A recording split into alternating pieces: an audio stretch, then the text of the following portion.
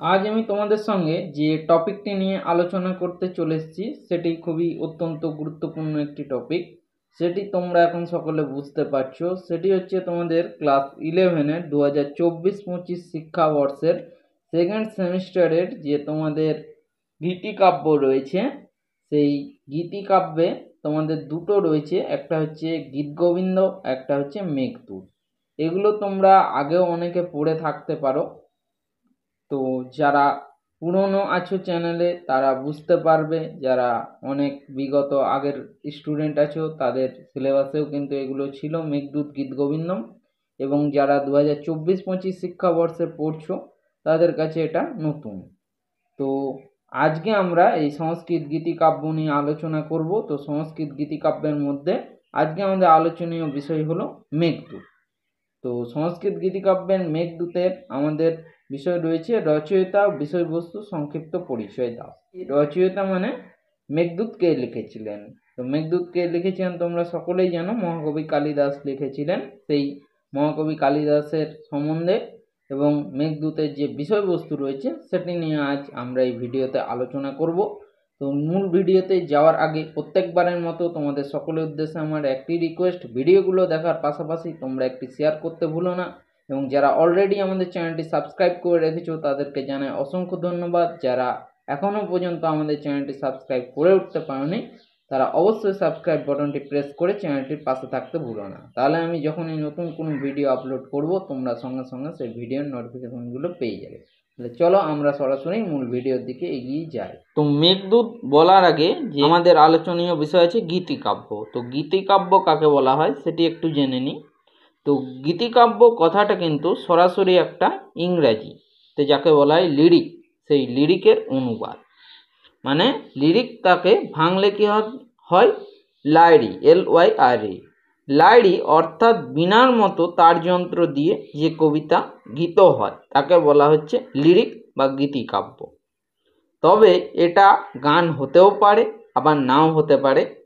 তো গীতিকাব্যের একটি বিশিষ্ট ভাবগত বৈচিত্র্যের জন্য একে গীতিকাব্য বলা হয়। তবে ভারতীয় অলঙ্কার শাস্ত্রে এই গীতিকাব্যকে আবার কিন্তু খণ্ডকাব্য নামেই অভিহিত করা হয়।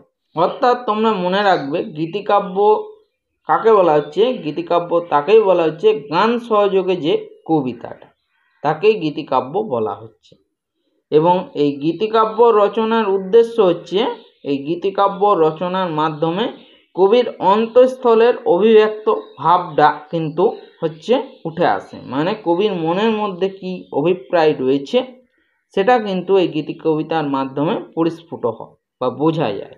তো এই গীতিকাব্যের কিন্তু আবার বিভিন্ন রকম ভাগ রয়েছে। তো গীতিকাব্য কি?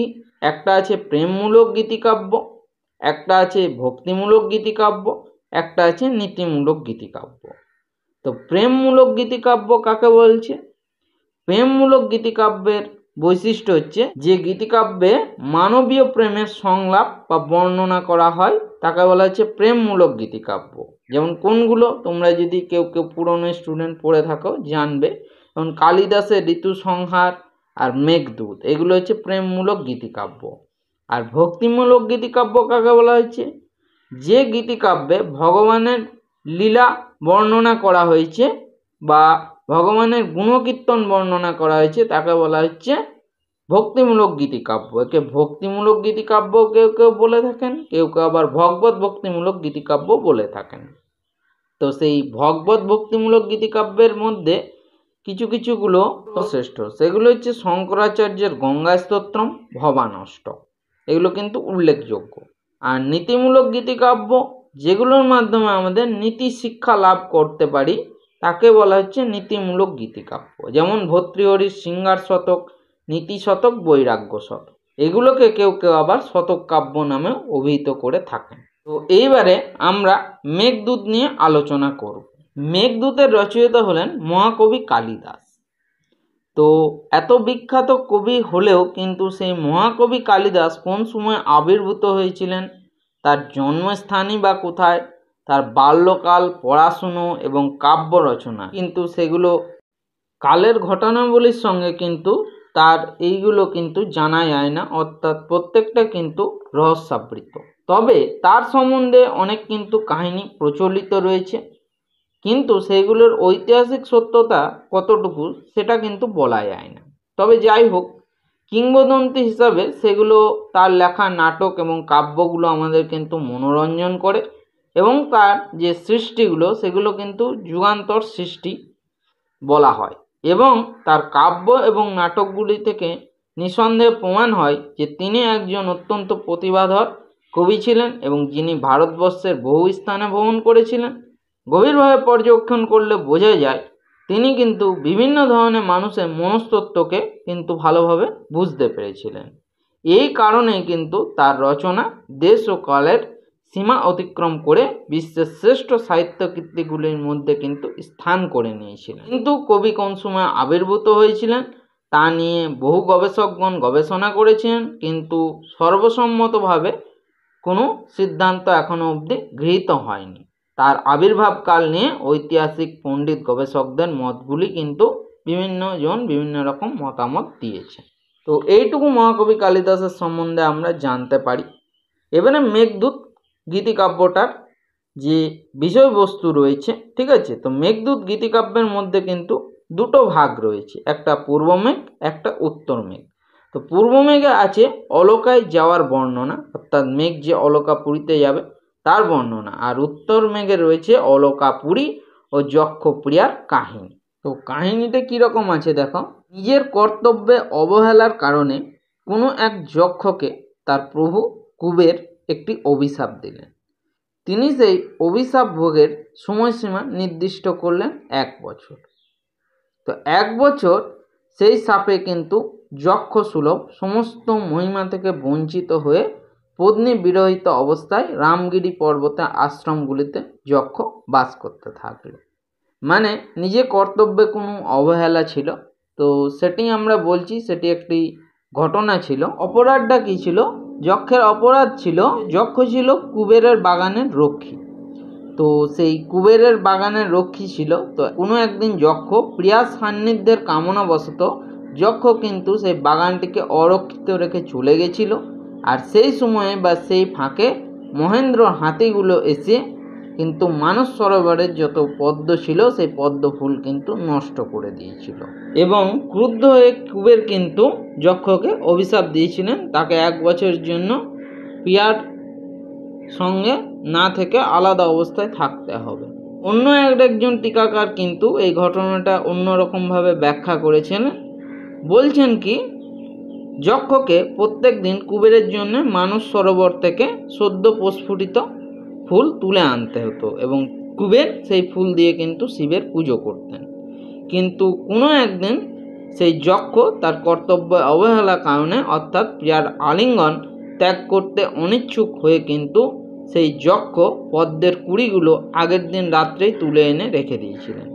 পরের দিন সকালে কুবের যখন সেই ফুল দিয়ে শিবের পুজো করতে গেলেন, তখন ফুলের মধ্যে থাকা একটি মৌমাছি কুবেরের হাতে ফুল ফুটিয়ে দিয়েছেন, এবং ক্রুদ্ধ হয়ে কুবের যক্ষকে কিন্তু তার কর্তব্যে অবহেলার কারণে অভিশাপ দিয়েছিলেন। তো বিভিন্ন জন টিকাকার বিভিন্ন রকম ব্যাখ্যা করেছিলেন।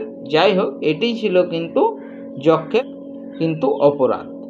তখন যাই হোক, যক্ষ কিন্তু প্রিয়া বিরহিত অবস্থায় কিন্তু রামগিরি পর্বতের আশ্রমগুলোতে বাস করতে লাগলো, এবং কামার্ত প্রিয়া বিরহিত অবস্থায় সেই যক্ষ কিন্তু সেই রামগিরি পর্বতের আশ্রমে কয়েকটা মাস কাটিয়ে ফেলেছে।